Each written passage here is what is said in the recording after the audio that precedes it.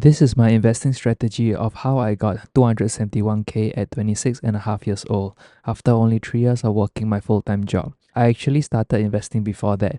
I saved up my NS allowance and pocket money, so by the time I started working, I already had 30 to 40k invested already. Firstly, just a disclaimer, I'm only 26 years old and have no background in the finance industry.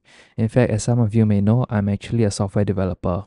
I'm only investing because it's just the obvious thing to do and not leave the money in the bank. So keep that context in mind and know that I'm not a finance expert at all. Now let's dive into the strategy. The most important question to ask yourself is, what is the purpose of your investments? To me, money/investing is to achieve the lifestyle I want. And if you watch my other videos, you'll know that I prioritize experiences and time over money. So that means if I'm able to achieve my desired lifestyle without targeting arbitrary goals like $1 million, I can probably save an extra 5 to 10 years of my life. As I replied to someone in the comments, I don't want to be rich, time is more important. If you know you'll be depending a lot from your investments to sustain your lifestyle, perhaps you're gonna wanna buy more dividend stocks. If you have other streams of passive income, for example CPF Life, where they pay you monthly until you die, maybe then you don't need the dividends and you can just hold the stock and let it appreciate. For me, I'll be relying on my investments for my monthly expenses, so I am heavily invested in dividend stocks like DBS or CBC, which give 6 to 7% yield when I bought them. As for my S&P 500 and growth stock side of my portfolio, it's reserved for one-time payments like down payments, medical expenses, and other emergencies. It's money that I don't plan to touch unless my dividends cannot pay for it. So essentially, dividend stocks to support my monthly recurring expenses, and growth stocks are for emergencies. And if my target is 3k per month lifestyle in the future, then I'll need to keep building my dividend portfolio until at least that number. So that's why knowing the purpose of your investments is pretty important. And yes, you could depend on your growth portfolio for your monthly expenses too.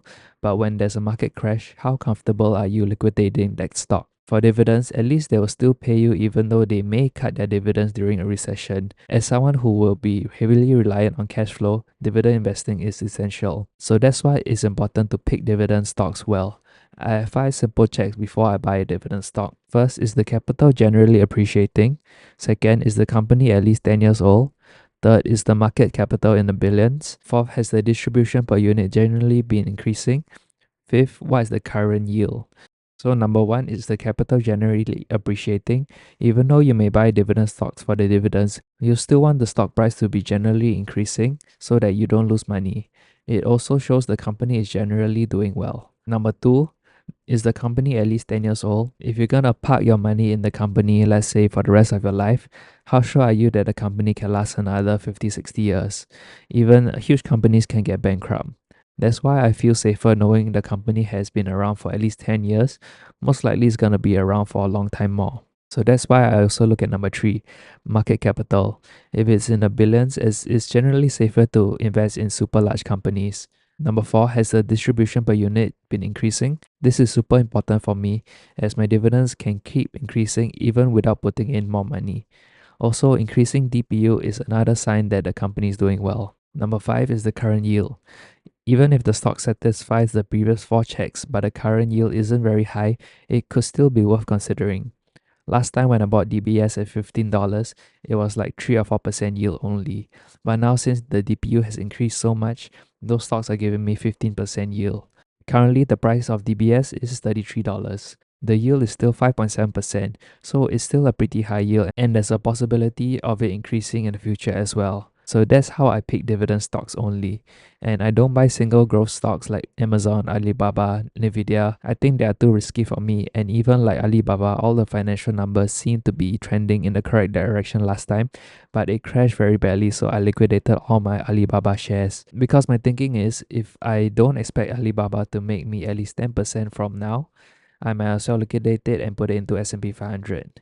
It needs a miracle to be safe, so that's why I chose to liquidate it and invest it elsewhere. It has taught me not to buy single growth stocks anymore and only buy ETFs.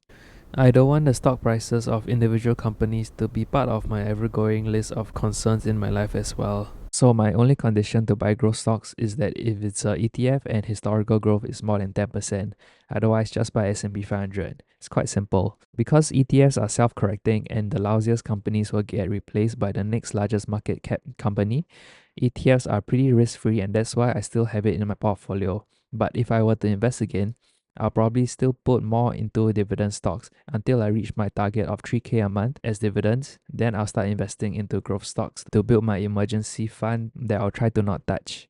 I'm still satisfied with the size of my growth portfolio, but I really need to focus on growing my dividend portfolio so that I can rely on dividends for my monthly expenses in the future.